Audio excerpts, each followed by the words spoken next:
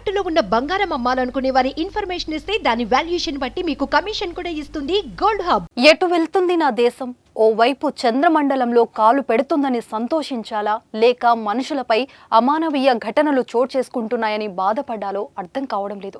దేశానికి స్వాతంత్ర్యం వచ్చి 76 సంవత్సరాలు గడిచిపోయినా కానీ మనుషులే సాటి మనుషుని చూసి వివక్ష చూపడం కలవరానికి గురి చేస్తుంది. రాజ్యాంగం అందరికీ సమాన హక్కులు కల్పించాక కూడా ఎదుటి వ్యక్తులను ఎందుకు అవమానిస్తున్నారో అర్థం కావడం లేదు. తాజాగా ఓ ఘటన చూసి నా మనసు నిజంగా కలవరానికి గురి అయింది.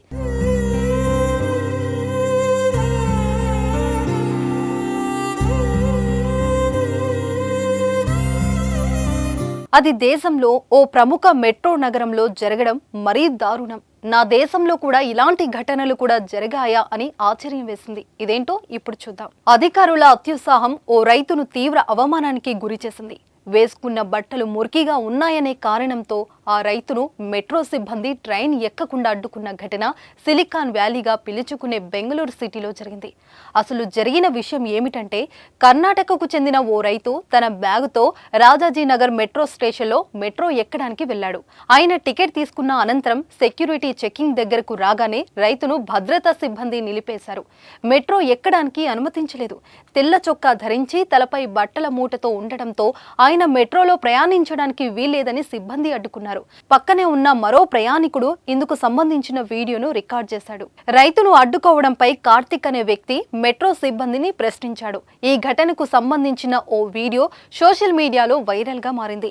దీన్ని చూసిన నెటిజన్లు మెట్రో సిబ్బంది తీరుపై ఆగ్రహం వ్యక్తం చేశారు. అయితే దుమ్ము పట్టిన బట్టలు వేసుకోవడం వల్ల ఆ వ్యక్తిని అనుమతిస్తే ఇతర ప్రయాణికులు అభ్యంతరం చెబుతారని అనుమతించడం లేదని సెక్యూరిటీ సూపర్వైజర్ వెల్లడించినట్లు సమాచారం. బట్టల ఆధారంగా ప్రయాణించేందుకు అనుమతి ఇవ్వమని లిఖిత పూర్వకంగా రాసి ఇవ్వాలని ఆ యువకుడు సూపర్వైజర్ ను అడగ్గా సూపర్వైజర్ సమాధానం చెప్పకపోవడంతో చివరకు రైతును మెట్రోలోకి అనుమతించారు అధికారులు.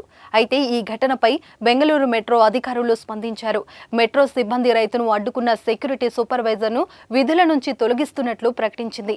రాజాజీనగర్ ఘటనపై దర్యాప్తు జరుగుతుంది. సిబ్బందిలో ఒకరిని విధుల నుంచి తొలగించినట్లు చెప్పింది.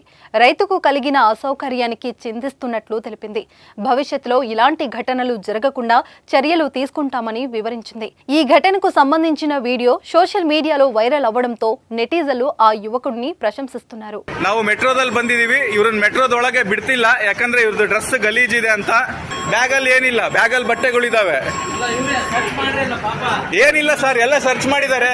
ಡ್ರೆಸ್ ಗಲೀಜ್ ಇಲ್ಲ ಅಂತ ಬಿಡ್ತಿಲ್ಲ ಒಳಗೆ. ಅಲ್ಲಿ ಸರ್ ನೋಡಿ, ಅವ್ರು ರೈತರವರು ನೀವು ಯಾರಿಗ್ ಮಾಡ್ತೀರೋ ಮಾಡಿ. ಅಲ್ಲ, ಇದು ಬೇರೆಯವ್ರಿಗೆ ಅಸಹ್ಯ ಆಗುತ್ತಂತೆ. ಅಲ್ಲ, ಬೇರೆ ಇದು VIP ಟ್ರಾನ್ಸ್ಪೋರ್ಟ್ ಇದು. ಏನಾರ ಇದ್ರೆ ತೆಗೆದು ಹೊರಗೆ ಕಳಿಸಿ, ನಾನೇನು ಹೇಳಲ್ಲ. ವಾರ್ನಿಂಗ್ ಮಾಡಿದ್ದಾರೆ ಸರ್.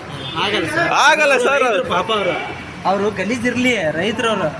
ಪಾಪ ಅವ್ರಿಗೆ ಏನ್ ಗೊತ್ತಾಗತ್ತೆ ಹೇಳಿ, ನೀವು ಗಲೀಜ್ ಆಗ್ತದೆ ನೀವು ಹೇಳಿ ವಿಚಾರ ಮಾಡಿ.